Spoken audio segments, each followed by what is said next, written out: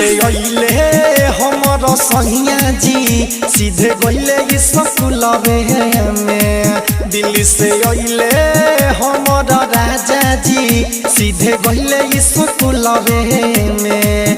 हो खतर सता हलो रबर सता तया खतर सता हलो रबर सता कि फोटो धइले बानी झुलवे में। दिल्ली से अइले हमर राजा जी सीधे गइले स्कूलवे में। दिल्ली से अइले हमर पिया जी सीधे गइले स्कूलवे में।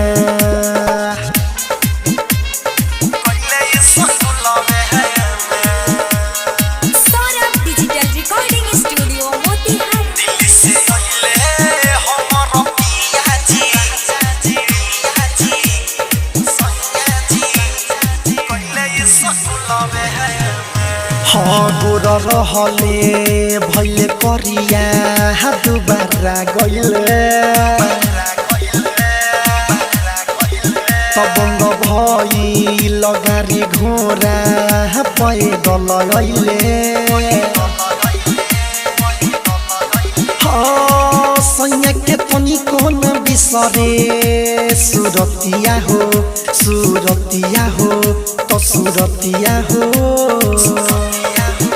गोर रहले भैले करिया दुबारा गइले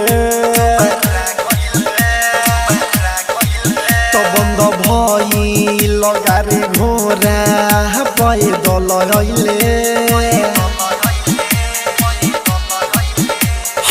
सैया के तनी कोन बिसरे सुरतिया हो सुरतिया हो तो सुरतिया हो।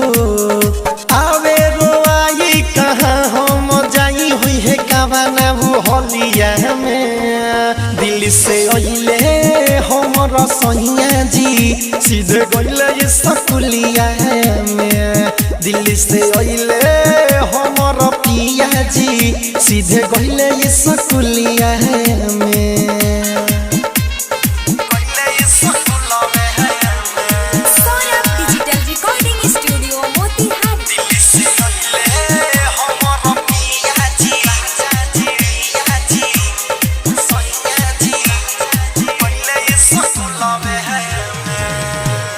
हरोबे चूरी कानबाली मोर सिंगाराबा हो तपिया सोर बरतन रतने सैले नघाराबा हो।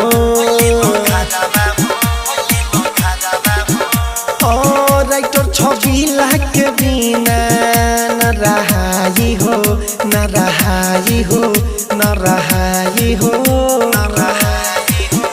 रोबे चूरी कानबाली मोर सिंगाराबा हो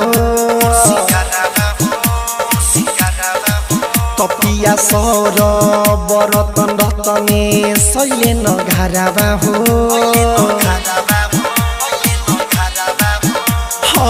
राइटर छबिला के बिना न रहाई हो न रहाई हो न रहाई हो। कौन बनाई पिया के खियाई आगे जरी न चूल्हिया में।